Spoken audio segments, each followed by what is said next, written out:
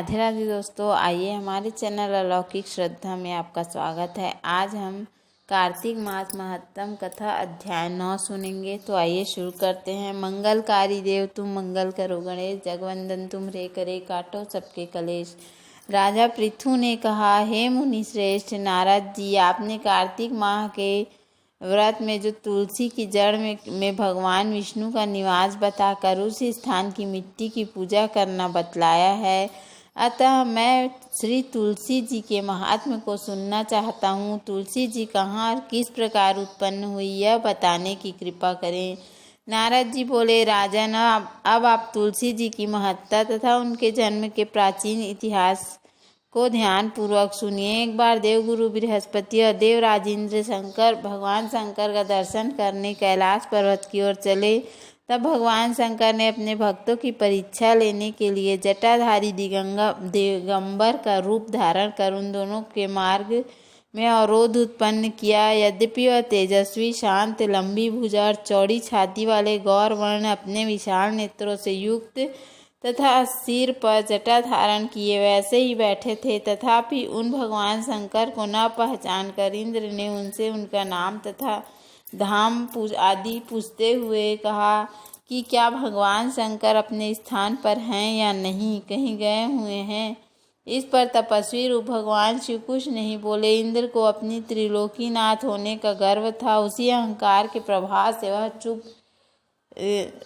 चुप किस प्रकार रह सकता था। उसने क्रोधित होते हुए तपस्वी को घुड़का कर कहा, अरे मैंने तुझसे कुछ पूछा है, तू उसका उत्तर भी नहीं देता। अब मैं तुझ पर वज्र का प्रहार करता हूँ, फिर देखता हूँ कि कौन तुझ दुर्मति की रक्षा करता है। इस प्रकार कहकर जैसे इंद्र उस जटाधारी दिगंबर को मारने के लिए हाथ में वज्र लिया, वैसे ही भगवान शिव ने वज्र सहित इंद्र का हाथ स्तंभित कर दिया और विकराल नेत्र कर उसे देखा।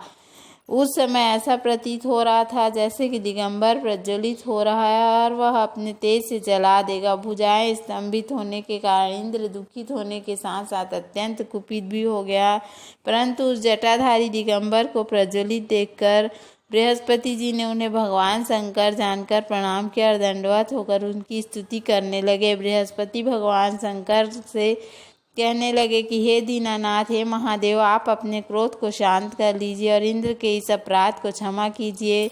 बृहस्पति के यह वचन सुनकर भगवान शंकर ने गंभीर वाणी में कहा, मैं अपने नेत्रों से निकले हुए क्रोध को किस प्रकार रोकूं। तब बृहस्पति ने कहा, भगवान आप अपना भक्त वत्सल नाम सार्थक करते हुए अपने भक्तों पर दया कीजिए। आप अपने इस तेज को अन्यत्र स्थापित कीजिए, इंद्र का उद्धार कीजिए। तब भगवान शंकर गुरु बृहस्पति से बोले, मैंने तुम्हारी स्तुति से अत्यंत प्रसन्न हूँ। तुमने इंद्र को जीवन दान दिलवाया है। मुझे विश्वास है कि मेरे नेत्रों की अग्नि अब इंद्र को पीड़ित नहीं करेगी। बृहस्पति के इस प्रकार कहकर भगवान शिव ने अपने मस्तक से निकले अग्निमय तेज को अपने हाथों में ले लिया, फिर उसे क्षीर सागर में डाल दिया। तत्पश्चात भगवान शंकर अंतर ध्यान हो गए। इस प्रकार जिसको जो जानने की कामना थी उसे जानकर इंद्र तथा बृहस्पति अपने अपने स्थान को चले गए। बोलो श्री हरि विष्णु भगवान की जय। बोलो कार्तिक मास की जय। तो उम्मीद है आपको हमारा वीडियो पसंद आया होगा। यदि हमारा वीडियो पसंद आया तो वीडियो को लाइक, शेयर और सब्सक्राइब करना ना भूलें। धन्यवाद। राधे राधे।